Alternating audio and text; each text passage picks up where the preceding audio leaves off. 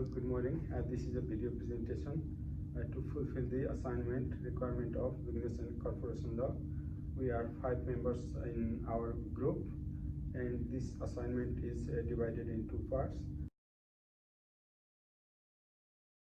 First part is about contract law.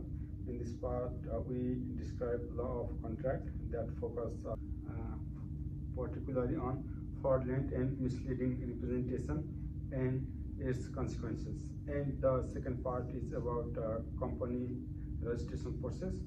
First of all, I am going to start from part A, that is about contract law. So here is the issue.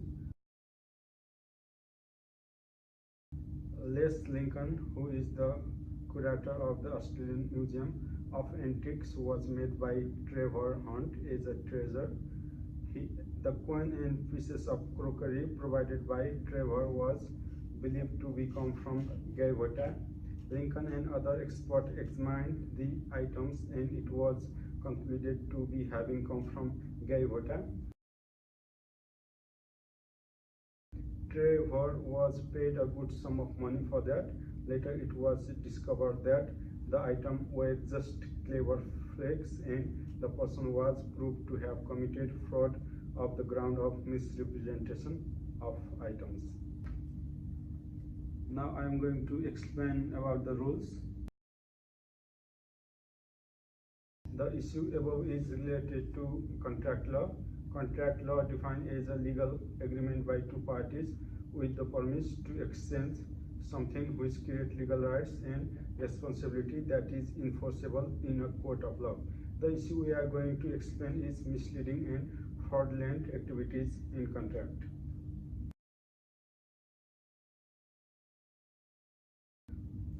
So fraudulent and misleading activities.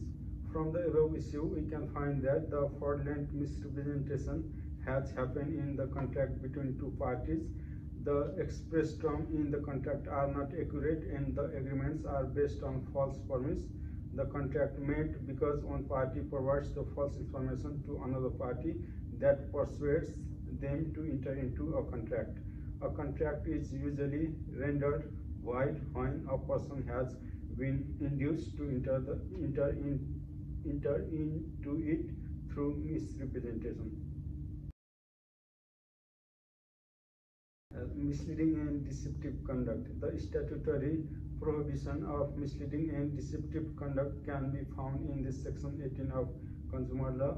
According to this section, a person must not in trade or commerce engage in that misleading and deceptive activities. Breach of section 18 is established a range of remedies that includes damages, contractual avoidance, or variation. Illegal activities in contract. Misleading activities are illegal in contract. It is against law for a supplier to sell providing that promotes misleading and decisive activities. Additionally, it is also against Australian consumer law to conduct unconscionable conduct that includes use of undue influence, unfair tactics to weaker party, activities in favor of a strong party, etc. Australian consumer law.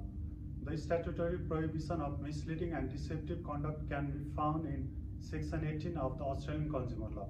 It was previously known as section 52 of the Trade Practices Act. This is one of the most commonly legislated prohibition and often accompanies contract-based claims. Section 18 prohibits a person, including a corporation, acting in trade or commerce from engaging in conduct that is misleading or deceptive or is likely to mislead or deceive. Now I would like to hand over to one of our another member, Others. Thank you. The first remedies that is available is the rescission. The rescission is done making up a contract. It brings both parties back to where they were before the contract was made. If your contract is rescinded, you and the other party must return anything you gave to each other. And the next remedy is damage. The purpose of damage is to restore the victim to the position where they were in before the representation was made. In the cases of fraudulent misrepresentation, only actual losses are recoverable. The damages are calculated as if the defendant had been fraudulent and if he has been only negligent.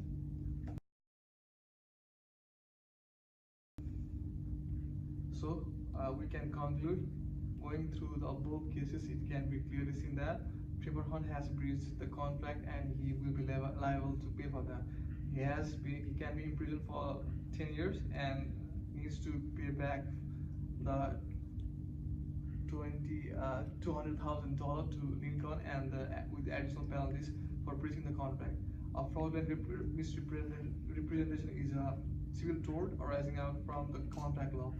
A defendant commits fraud when he misrepresents an important fact to induce the other party to enter into a contract. Section 18 of the Competition and the Consumer Act 2010 Schedule 2 states that a person must not, in trade or commerce, engage in conduct that is misleading or deceptive or likely to mislead or be decisive. This act allows right to recover damage for the loss suffered by the claimant. Hence, Lincoln can recover the funds from the Trevor on the ground of fraudulent misrepresentation. Thank you.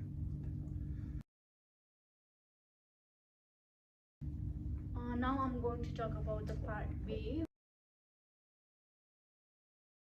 where the issues are the absence of a responsible person to take care of the different sectors of the contract and the registration process of the company. Here I'm going to talk about the rules of the Corporation Act 2001.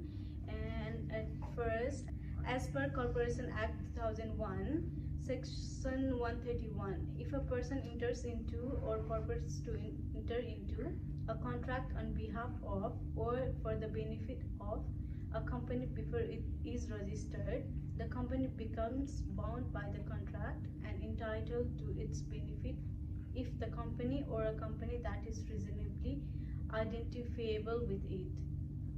And the second one is the person is liable to pay damages to each other party to the pre-registration contract if the company is not registered or the company is registered but does not rectify the contract. And the other one is if the proceedings are brought to recover damages under subsection 2 because the company is registered but does not rectify the pre-registration contract or enter into a substitute for it, the court may do anything that is considered appropriate in the circumstances. Now let's move to the Corporation Act 2001 Section 132, where a party to the pre-registration contract may release the persons from all or part of their liability under Section 131 to the party by signing a release. Now I'm going to talk about assumption. The company is a non-existence principle as it has not been registered, and the agent is the person acting on its behalf, which is kindly.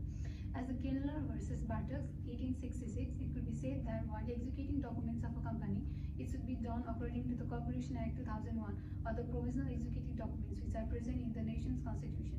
According to the instruction of ISIC, the process of registering of any organization should be under Section 118 under the Corporation Law 2001. Failure to do put Kylie into legal obligation, and upon breaking the norms of the contract, she would be charged for new registration. It was important for her to consider all the points before decision.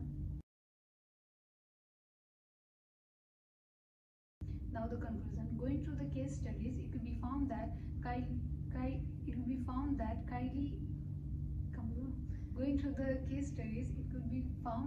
because of her lack of understanding and knowledge, she fell into a critical situation, and this could be concluded that if she could have researched a bit and have the knowledge of Corporation Act 2001 along with the other laws relating to setting up new businesses, then she could have easily handled all of this without any hassle, where she could have taken up some legal actions against the people who have denied to finance her business after promising the help if any paperwork was signed.